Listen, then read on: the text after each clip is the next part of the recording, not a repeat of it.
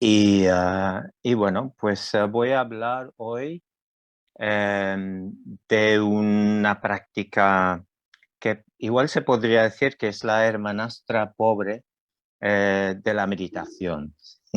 O sea, cuando uno va a un centro budista, se suele ir muchas veces para aprender a meditar, ¿verdad? Es una práctica, la meditación, que está realmente asociada en particular con las tradiciones budistas, ¿no?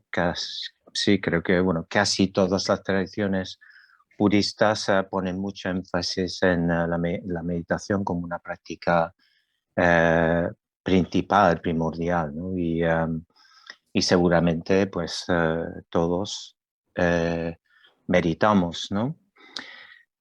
En cambio, no sé si lo mismo se podría decir de la reflexión, ¿no? Como es algo quizás más como, eh, es algo menos claro a lo que se refiere. Bueno, intentaré como explicar un poco lo que se refiere en términos dentro de la tradición budista, ¿no?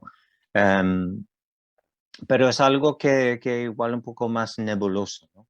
Entonces, incluso igual hay quienes piensan que, pues, que tiene que ver realmente la reflexión con el budismo, ¿no? Si, por ejemplo, la meditación, uno puede tener una idea, ¿no? De que la meditación es algo que promociona como el cese o el detenimiento del pensamiento, pues la reflexión, a diferencia de la meditación, pues es algo que realmente aprovecha este proceso de pensar, ¿no? Pero bueno, de eso hablaremos más tarde. Quería primero, antes de hablar de la reflexión, hablar un poco o sea, contextualizar un poco esta práctica y como ver cuáles son las condiciones necesarias, previas para poder eh, emprender un camino de reflexión, ¿vale? Porque como Sadhguru te ha dicho antes, como vivimos en un mundo em, llenos de estímulos, ¿no? Podríamos decir que la sociedad eh, es, consiste en individuos que están o estamos como sobreestimulados, ¿no? O sea, es muy fácil acceder casi en cualquier momento de día y de noche a una pantalla con imágenes en movimiento, ¿no? O sea, es tan fácil. O sea, siempre, bueno, desde hace más de un siglo, la pantalla y las imágenes en movimiento pues nos acompañan, ¿no? Desde las primeras eh, películas, etcétera, etcétera. Pero a diferencia de aquellos tiempos y a diferencia de hace relativamente poco, eh, pues hoy en día tenemos un acceso tan fácil a estos estímulos que realmente se pueden convertir y se convierten en una adicción, en comportamientos compulsivos, etcétera, etcétera, ¿no? En el peor de los casos. Yo el otro día estaba en un avión. eh, y claro, yo soy de la generación que, pues yo me acuerdo viajes en tren o incluso en avión donde no había ni música, ni mucho menos películas, ni no había móviles, no había. Entonces, un viaje era realmente una oportunidad de descansar, de desconectar, de reflexionar, de pensar, de cómo elucubrar, de, no sé, incluso de tomar decisiones, ¿no?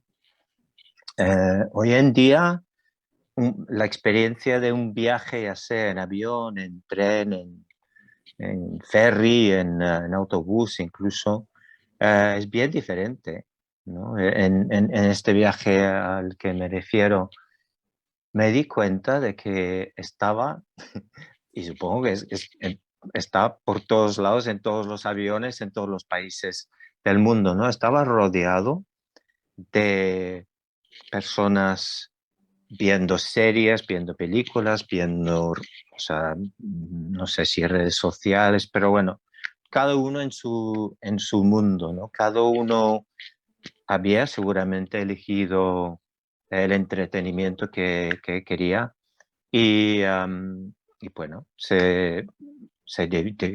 nos divertimos, pasamos 3 horas ahí en el avión de esta manera, ¿no?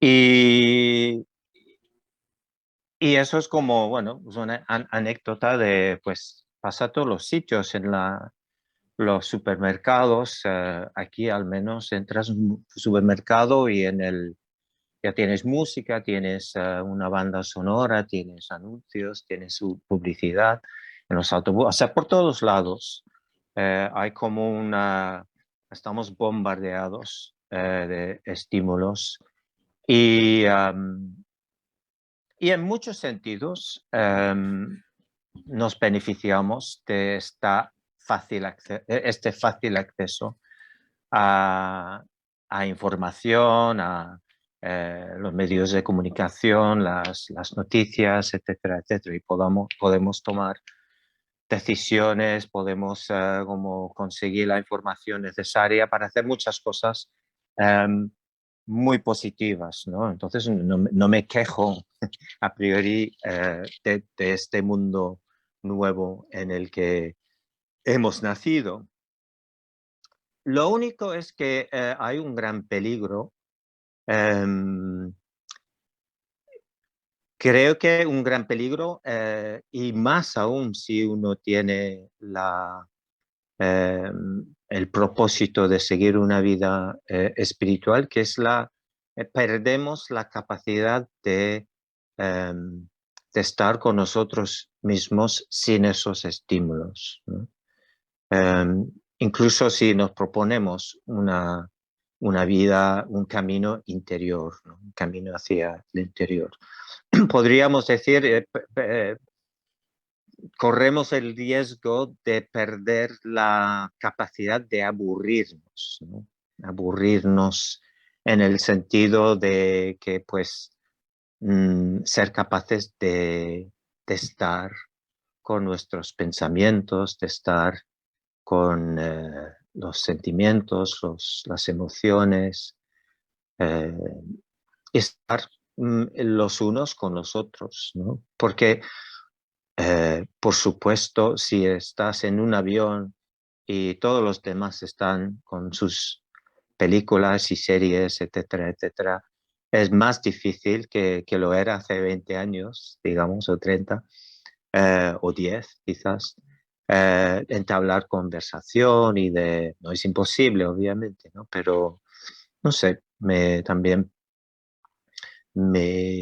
a veces perdemos algo, ¿no? Sin querer cuando pues vamos hacia en una dirección.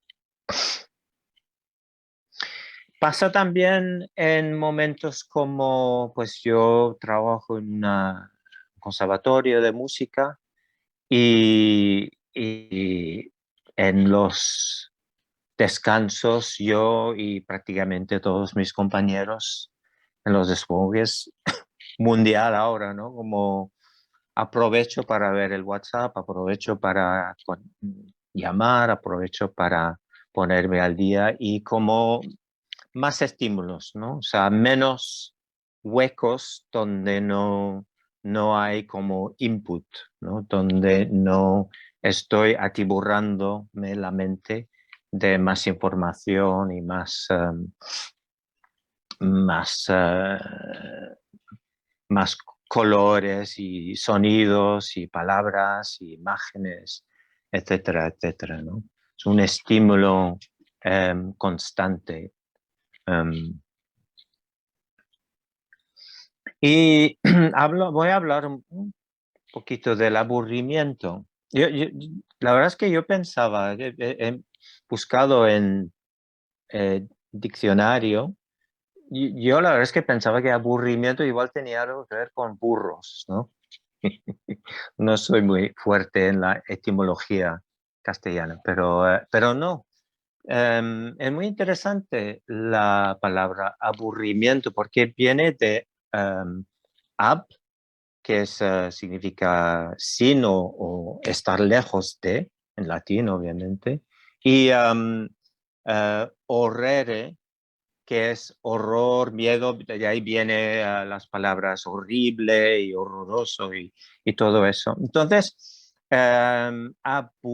aburrir significa como estar lejos de miedo, estar lejos del horror eh, eh, o sea, estar sin el estímulo, digamos, del horror o del miedo, que a priori parece algo positivo, ¿no? O sea, estar en paz, sin horror, sin miedo, parece algo bastante positivo, me llama la atención, ¿no? Y los grandes o algunos grandes filósofos reconocían el valor del aburrimiento, el valor de no estar haciendo algo en concreto, haciendo o incluso como con la mente enfocada en algo. Por ejemplo, Bertrand Russell, que es un filósofo británico, dijo, una generación que no soporta el aburrimiento será una generación de escaso valor, que me llama mucho la atención, ¿no? Una generación que no soporta el aburrimiento será una generación de escaso valor. Y parece que Newton, tanto Newton como Descartes, en diferentes países y épocas, hablan del aburrimiento como motor del ingenio, ¿sí? Um, y Miguel Unamuno, el español, um, dice eso del aburrimiento, ¿no? El aburrimiento es un licor agridulce que rellena el ser humano de maravilla. Um, es un licor agridulce que rellena el ser humano de maravilla. Y última cita de Baudelaire, el poeta francés. Detrás del aburrimiento, feliz es aquel que puede lanzarse con el ala vigorosa a los campos luminosos y serenos.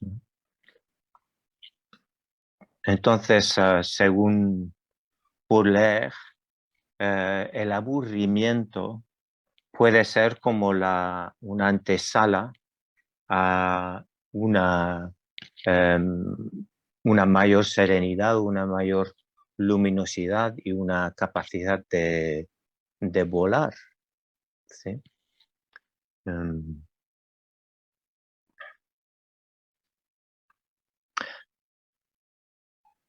Estaba explorando un poco, sí, lo que algunos, bueno, científicos dicen,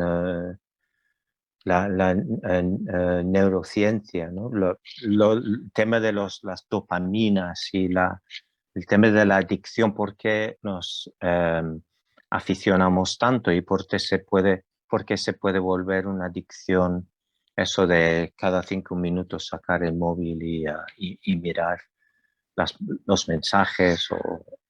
Um, y parece que estas famosas dopaminas, ¿no? Que nos dan una sensación de bienestar y como de recompensa, em, se liberan con un estímulo nuevo, ¿no? Algo novedoso, em, Y por eso estamos como buscando, podemos llegar al punto de buscar constantemente esos estímulos, esas novedades con los mensajes y em, con entrar una y otra vez en Instagram o en Facebook o en WhatsApp o en TikTok, lo que sea, ¿no?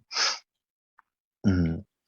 Pero lo que pasa es que esos estímulos están sujetos a la ley de rendimientos decrecientes, es decir, que cada vez que renovamos, que estamos estimulados por lo mismo, pues el estímulo nos da menos placer. Entonces estamos constantemente para mantener este nivel de dopamina, estamos buscando constantemente novedad, algo nuevo, ¿no? Y por supuesto es algo que nos aleja de la posibilidad realmente de profundizar en otro tipo de estados mentales, ¿verdad? Es muy interesante también lo que leí, porque no hace mucho, no sé, las últimas 2 décadas o así, se ha descubierto que aburrirse em, puede ser incluso fisiológicamente bueno para el cerebro. No solo porque estimula la creatividad a buscar alternativas para salirse de la incomodidad, ¿no? Del aburrimiento, sino también porque el aburrimiento otorga descanso al cerebro y activa lo que se llama una red neuronal por defecto, ¿no? También es algo que se estimula que se activa, por ejemplo, cuando estamos soñando despiertos. Em,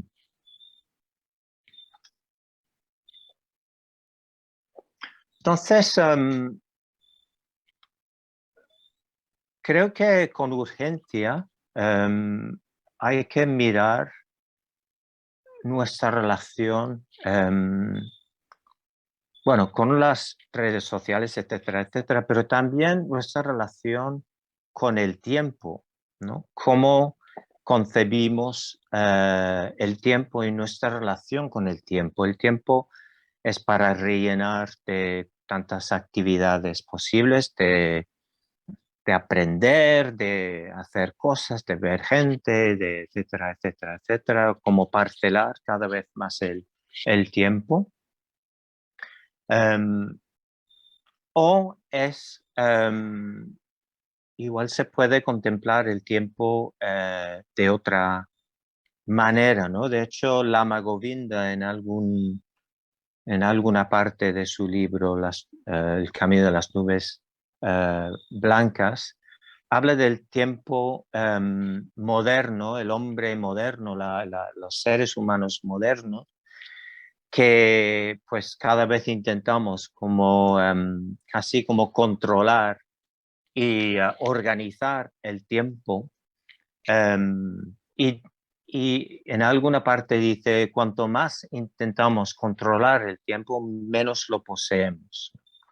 Tiempo es como un río y si intentamos como coger con cubos el río, pues realmente hemos perdido eh, conexión con lo que es realmente un río, ¿no? El río, su naturaleza es fluir, ¿no? La naturaleza del tiempo no es para ser organizado, ¿no? No para controlar el tiempo, organizar el tiempo o fragmentar el tiempo, sino es como fluir con él, ¿no?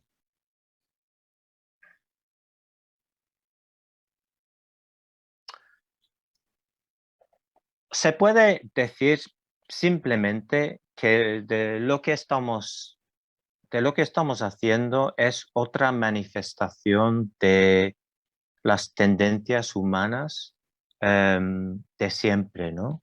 Que son realmente los tres, según el análisis purista, son los tres venenos, ¿no? El, el aferramiento o la sed de experiencia, el rechazo de aquello que nos produce dolor, porque a priori la sensación de aburrimiento no es placentera, ¿verdad? Por eso queremos rellenar esos huecos, queremos pues alejarnos de nuestra propia experiencia, de nuestras propias emociones, por las razones que sean. Eh, y también es como una expresión, una manifestación de la ignorancia, ¿no? A veces avidya se traduce como distracción, ¿no? O como ceguera, como no querer ver, ¿no? Entonces, por excelencia, ese movimiento, ese impulso hacia la pantalla es como una expresión de no querer ver a veces, ¿no? De no querer experimentarnos en estado, digamos, puro. Y por eso la tradición budista desde siempre, desde hace más de 2000 años, 2500 años, pues ha enfatizado la simplificación, ¿verdad? En el tercer precepto, pues decimos con tranquilidad, sencillez y contento purifico mi cuerpo. Es decir, le damos mucho valor en la tradición budista a la simplificación de nuestras vidas, ¿no? En todos los sentidos, en el sentido práctico de las posesiones, las pertenencias, las cosas con las que encombramos nuestras vidas. O sea,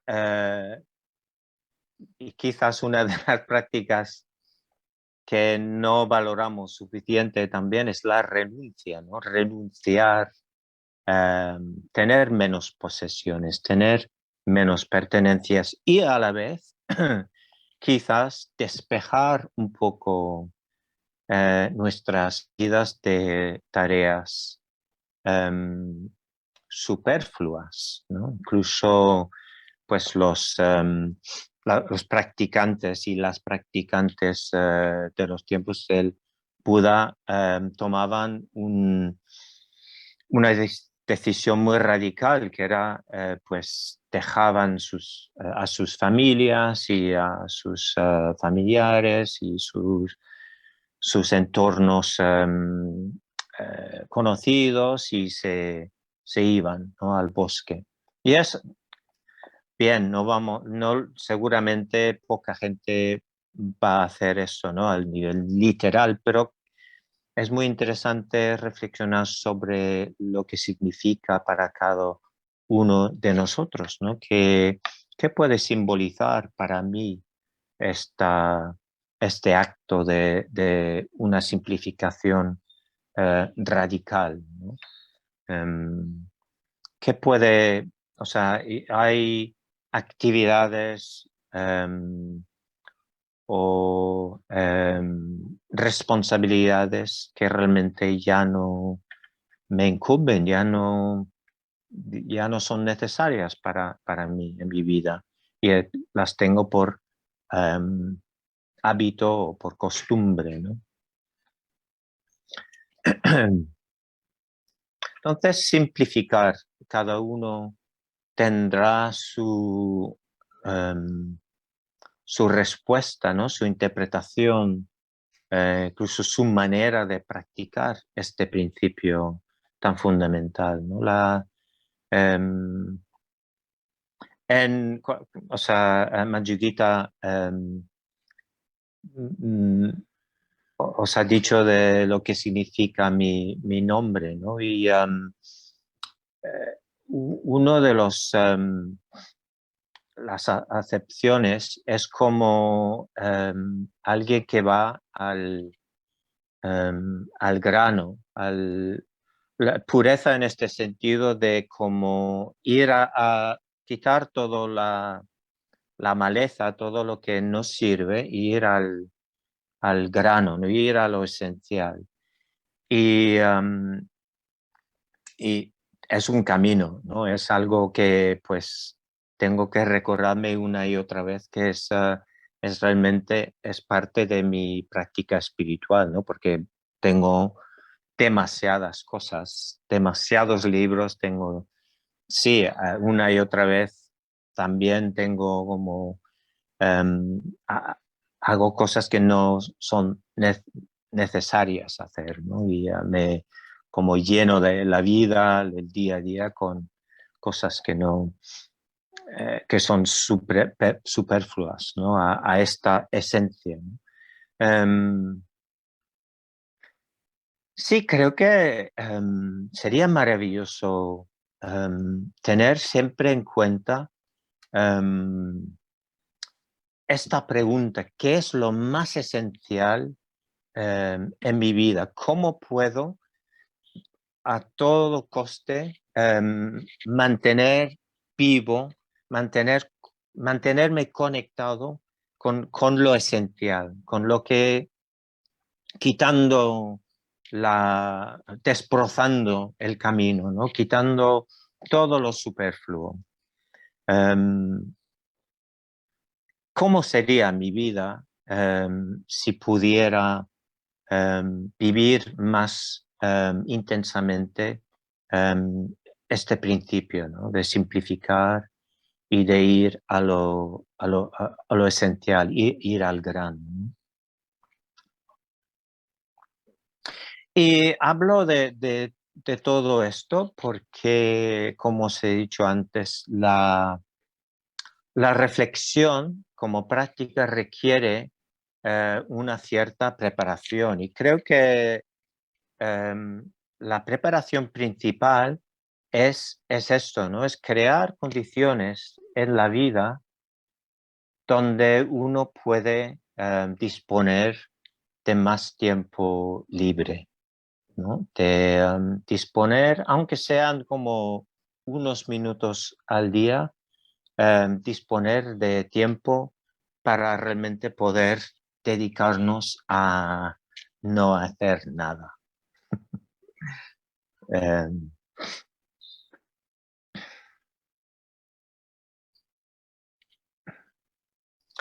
Curiosamente, una vez, no sé quién y no, no sé cuándo, pero un discípulo de Sangharakshita le preguntó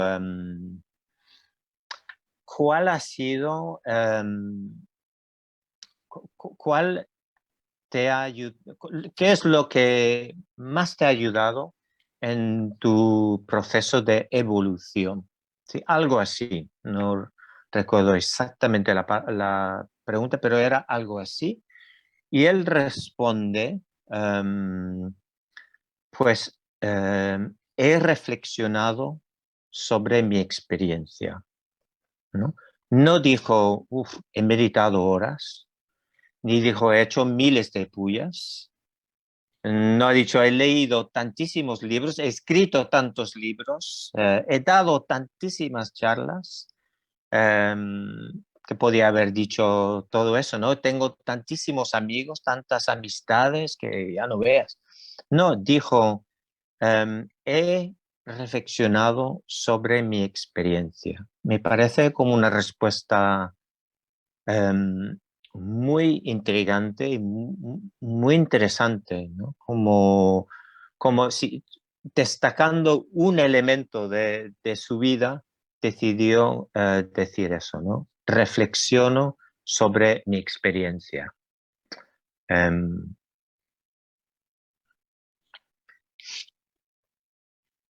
y el otro día estaba viendo un vídeo de un pintor, uno de mis pintores favoritos de momento es un eh, estadounidense, Brian Rutenberg se llama, Y él decía, él hablaba de la pintura, pero me parece muy, muy relevante lo que dice de la pintura, ¿no? Dice, todo lo que necesitas para ser pintor es nada, no necesitas nada, pero la mayoría no lo tiene. Me encanta. Necesitas saber pintar, por supuesto, pero todo lo demás ya lo tienes desde pequeño, desde pequeña. Tu labor es cultivar el aburrimiento para acceder a estos elementos. El arte, y él habla de la pintura, es una forma orquestada del aburrimiento, ¿no? Si tienes prisa, te lo pierdes todo. Y entonces me parece como es un resumen del valor de aburrirse, es decir, del valor de pasar tiempo sin hacer nada, ¿sí? El ir a contracorriente de lo que se suele hacer hoy en día, incluso los valores, ¿no? De eh, ir adquiriendo más y más información, más y más conocimiento, atiborrándonos de más y más estímulos, ir a contracorriente y pasar tiempo sin hacer nada. Él, Brian Rutenberg, pasa dice, parte de mi oficio es sentarme en un banco en el parque y observar y no hacer nada. Y creo que podría ser parte del oficio de cada uno de nosotros, ¿no? Sentarnos en un banco o en una cafetería o en donde tú quieras, en tu propio piso o tu jardín, y quizás con un vaso de agua o una infusión o un café y te aburres, ¿no? Te dejas que surja el aburrimiento y a ver qué pasa. Pero bueno, ¿qué tiene que ver em, la reflexión y la vida espiritual y el aburrimiento? ¿No? Pues supongo que ya ha quedado muy claro, ¿no? El problema de sobreestimularnos es que nos mantenemos en estados de conciencia bastante superficiales, ¿sí? Una constante estimulación pues nos mantiene realmente en la superficie. Y para, obviamente, emprender un camino espiritual y mantener este camino espiritual es preciso detener estos estímulos, al menos de vez en cuando, reducirlos, para promover otra actividad mental y para poder acceder a otros aspectos más profundos de la conciencia, ¿no? Lo que dice la tradición budista, ¿no? Guardar las puertas de los sentidos, ¿no? ¿Por qué? Es como una práctica pues, del budismo temprano, ¿no? Guardar las puertas de los sentidos, pues porque simplemente todo aquello que consumimos en cuanto a mm, visualmente, del oído, de todas las formas, las imágenes, las ideas inclusive, pues tiene un efecto en nuestro estado de conciencia, ¿no? Y si queremos em, ser más conscientes de estos efectos de los estímulos en nuestros estados de conciencia, pues hay que reducir el consumo y fomentar un estado más bien de asimilación, ¿sí? O sea, detener el flujo, el influjo de estímulos y empezar a digerir lo que hemos recibido, lo que hemos vivido, ¿no? Supongo que a lo que se refiere Sangharakshita cuando dice, pues yo reflexiono sobre mi experiencia, es que cada experiencia, cada libro, cada situación, cada dificultad, cada crisis, cada galería o exposición, son eventos que para poder los asimilar, digerir, absorber y aprender de ellos, necesitamos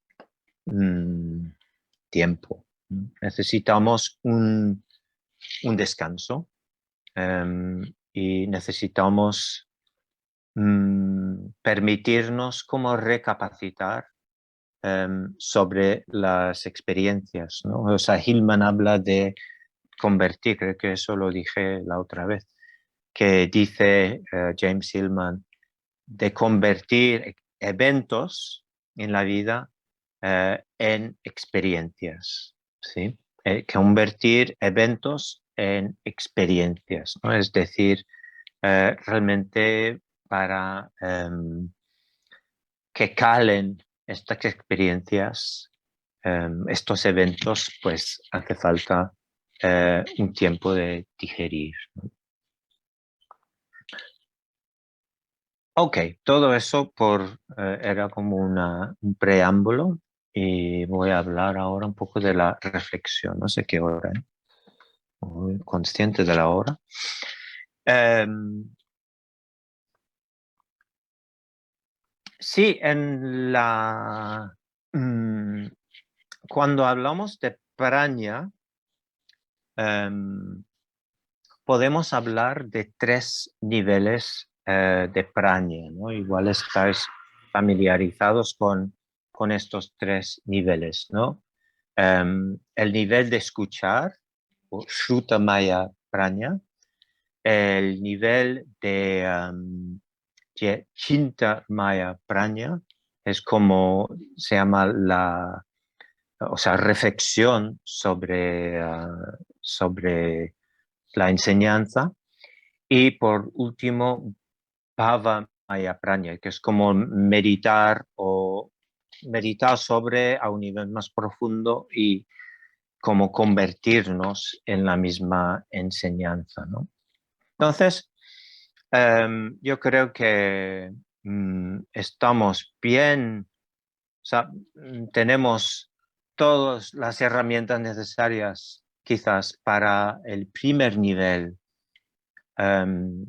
de praña, es decir, shruta maya praña, es decir, escuchar o muchas veces en nuestro caso leer textos o ver cómo recabar información de varias fuentes, etcétera. Lo que creo que sí nos cuesta más es el segundo nivel de praña, que realmente tiene que ver con el tema de hoy, ¿no? Que es la reflexión, reflexionar sobre aspectos del Dharma, aspectos de las enseñanzas, porque, bueno, lo que siempre decía Sangharakshita, ¿no? Más y más de menos y menos, ¿no? Como no hace falta tanta información, no hace falta tanto conocimiento, no hace falta tantas enseñanzas. Lo que sí hace falta es una reflexión cada vez más profunda y un entendimiento, una aplicación a la vida cada vez más profunda de estas enseñanzas. ¿Sí?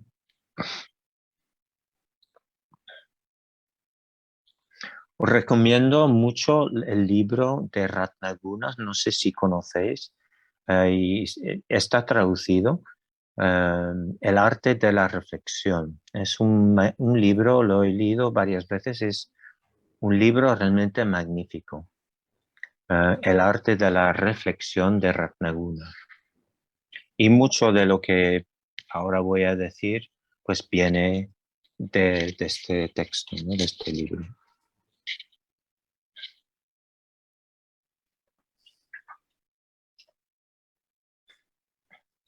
Lo que él dice sobre la reflexión es, Ratnaguna, es no podemos reflexionar con prisas, necesitamos sentir como si tuviéramos todo el tiempo del mundo, porque una comprensión más profunda ocurre en su propio tiempo. Si queremos aprender a reflexionar, hace falta aprender a no hacer nada, porque la mente se abre desde el espacio que se nos abre al no hacer nada.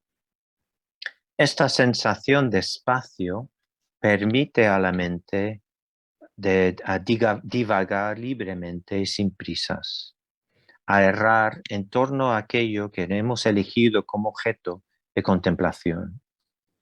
Necesitamos tener una sensación de tiempo sin límites, ¿sí? Es decir, es un poco el antídoto a lo que de lo que hablaba Lama Govinda, ¿no? Como tener esta sensación de controlar y organizar el tiempo a tal punto que ya no tenemos una sensación de tiempo, tenemos como una sensación de estrés y de ansiedad, ¿sí? Y la reflexión no surge con estrés y con ansiedad, ¿no? Surge cuando uno entra en un estado en donde hay como una sensación de tiempo ilimitado, ¿no? Y no es preciso tener 3 semanas sin hacer nada para entrar en este estado, porque es como un estado, ¿no? Pero bueno, ocurre lo mismo con la creatividad, ¿no? Si escribís poesía o pintáis o lo que sea, ¿no? Pues necesitamos al menos no un tiempo ilimitado, pero una sensación de no estar atado al reloj, ¿no? De no estar como con una serie de quehaceres y en medio de todo eso, pues tengo 5 minutos, ¿no? Entonces, para acceder a estos estados donde puede surgir la reflexión, igual hace falta ver un poco cómo organizamos nuestras vidas, ¿no? Como hacernos la pregunta, por ejemplo, ¿tengo un buen equilibrio entre mis actividades y el reposo, por ejemplo?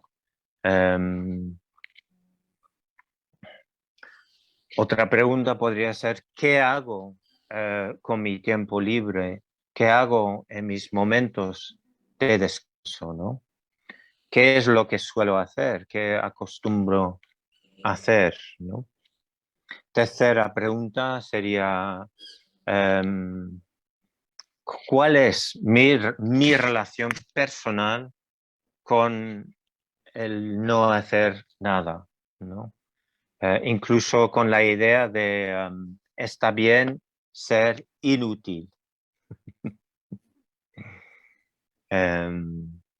O tenemos inculcada una actitud, una mentalidad basada en la ética puritana, ¿no? Del trabajo, de rellenar el tiempo lo máximo posible con el trabajo, con actividad, con tal, con cual.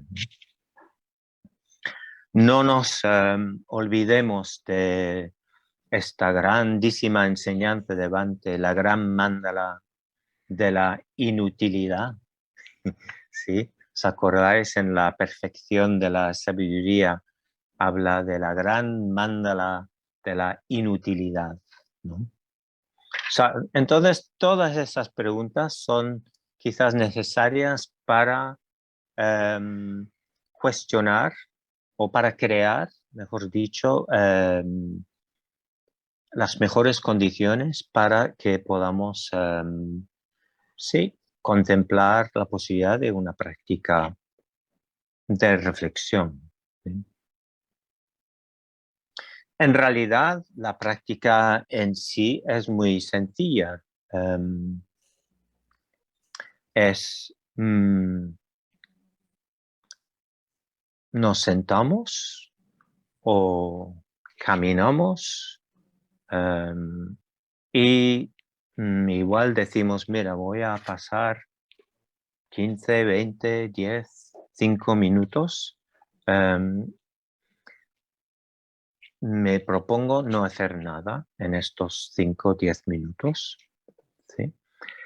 Igual sería interesante asegurarte de que no te vayan a molestar o a perturbar, o sea, que tengas como asegurados 10 minutos en tu habitación, o en un sitio donde sabes que no te van a llamar o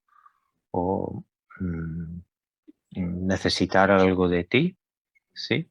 Para poder realmente, como, un poco como la meditación, ¿no? O sea, estamos acostumbrados, eso sí, a crear las condiciones para la meditación, pues lo mismo, tomar en serio el contexto, tomar en serio el sitio y la disciplina para realizar esta práctica de reflexión. ¿Sí?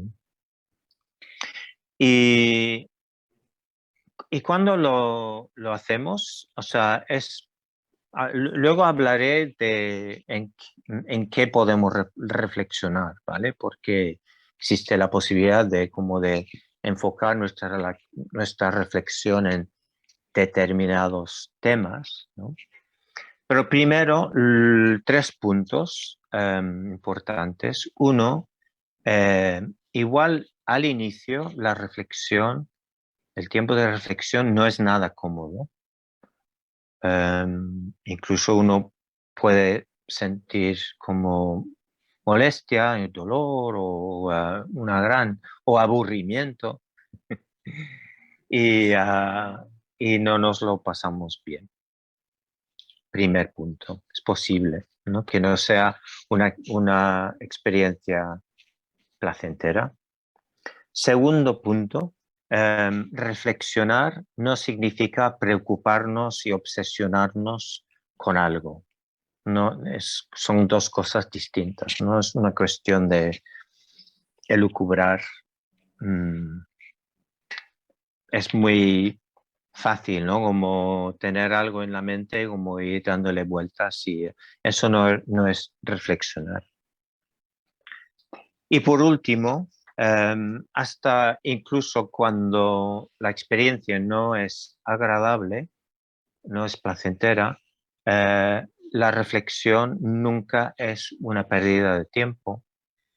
Siempre un poco como la meditación, puede ser muy incómoda a veces, pero siempre da frutos, ¿no? No en el momento quizás, pero más adelante podemos beneficiarnos de frutos.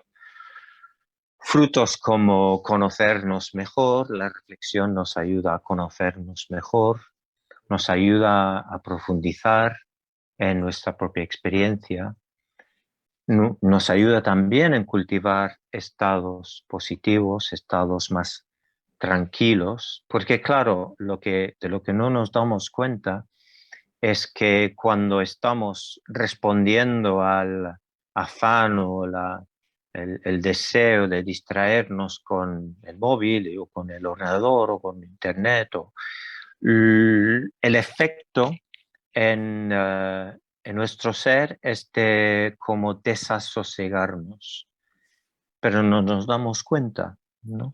Y al resistir a estos estímulos, resistir a esta tentación, ¿no? de levantarnos y buscar rellenar el hueco de aburrimiento, al resistir esta tendencia, pues estamos potenciando la tranquilidad, la calma, el sosiego, la serenidad. ¿Sí?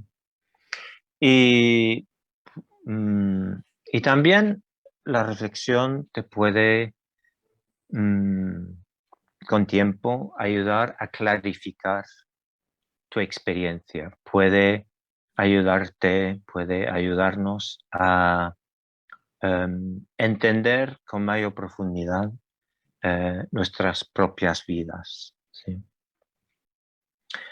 Con lo cual, pues, nos volvemos más sabios.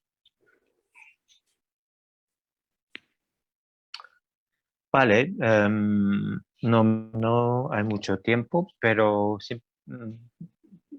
terminar, quería como daros unas ideas de a dónde podemos enfocar nuestras reflexiones, ¿no? Como quizás primero sería interesante diferenciar entre la meditación, la reflexión y el pensamiento, ¿sí? Son como tres actividades. Muchas veces estas tres palabras casi no hay mucha diferencia en su significado, ¿no? Podemos meditar sobre un tema, ¿no? Podemos reflexionar, podemos pensar. Pero en este contexto, reflexionar sí, incluye pensar, ¿sí? Pero va más allá de un pensar racional, ¿sí? Es como contemplar la posibilidad de acceder a contactar con el subconsciente, ¿no? Cosa que en el pensar, cuando pensamos, no solemos nuestro propósito no es acceder a ir más allá de lo racional, ¿no? Y a diferencia de la meditación, pues reflexionar sí incluye, um, uh, incluso fomenta pues el pensar, quizás la libre asociación de ideas y de imágenes y de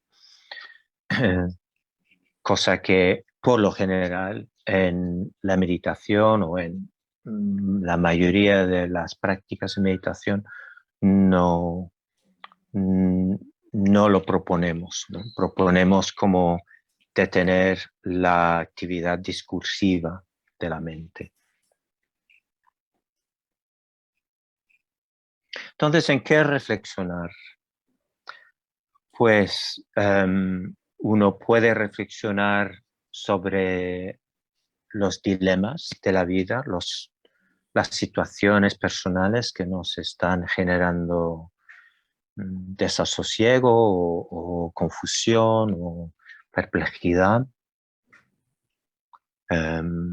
Estamos quizás en una situación que no sabemos qué hacer, en una relación de pareja o un trabajo, o estamos ante un dilema en la familia, con el hijo o con la madre, y no sabemos qué hacer. Pues son un buen, una buena temática para reflexionar, ¿sí? Reflexionar sobre nuestros amigos, quizás pensar en sus cualidades, pensar en nuestra relación, pensar en la comunicación que tenemos, ¿sí? Sin querer solucionar, sin querer arreglarlo todo, ¿no? Simplemente como traer a la mente, intentar como mantener el amigo o la dificultad, el dilema en la mente sin como buscar solución inmediata. Podemos contemplar o reflexionar sobre una enseñanza del Dharma o sobre una figura, el Buda, un bodhisattva, o sobre una cualidad, algo que nos inspira de los sutras, los suttas. Podemos reflexionar sobre nuestra propia capacidad de liberarnos, ¿sí? Podemos como reflexionar qué significa que yo sí que soy capaz de liberarme. No es algo meramente en los libros, ¿no? No es algo académico o abstracto, es algo real, es una posibilidad real, ¿no? Que como me explico, podemos reflexionar sobre un libro de filosofía, un poema, podemos reflexionar sobre otros puntos de vista diferentes de los nuestros, contrastándolos con los míos, y viendo, no sé, por qué no estoy de acuerdo con estos puntos de vista. Entonces son unos ejemplos, unas ideas en que podemos reflexionar. También existe la opción de no reflexionar, de reflexionar sobre nada en particular. Simplemente dejar que surja lo que vaya a surgir. ¿Sí? Simplemente estar completo, un poco como el equivalente en la meditación sería pues el solo sentado, ¿no? Estar sentados, quizás conscientes del cuerpo, y nos quedamos ahí atendiendo nuestra experiencia, ¿no?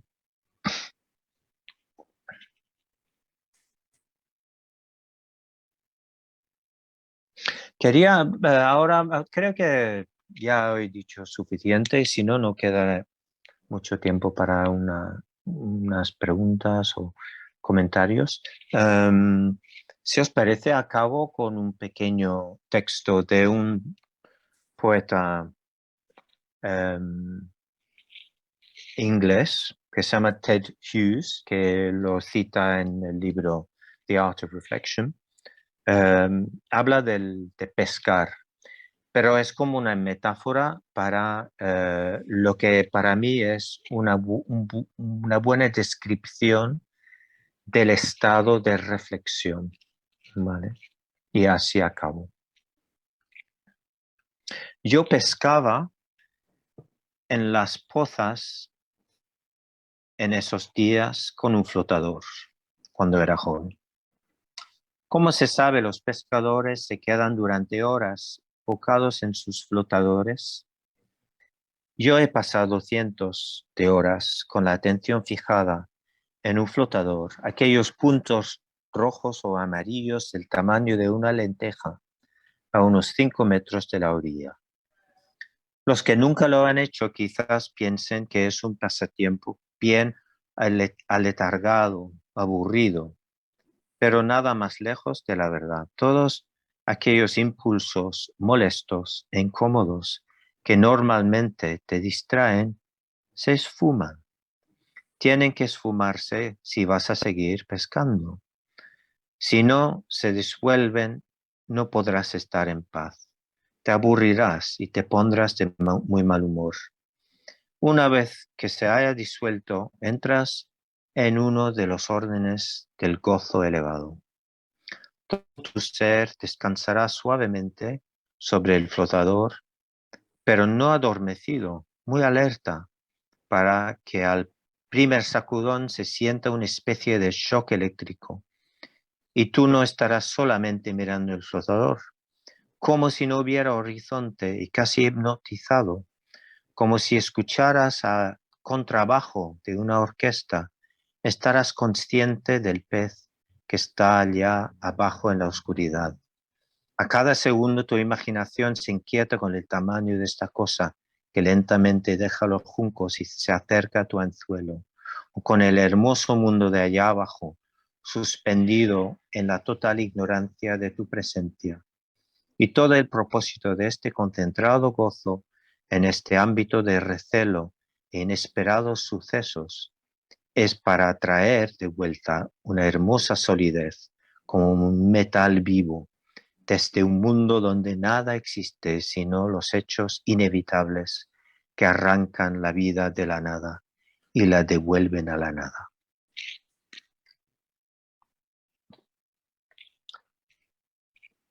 Ya está. Muchas gracias por escuchar.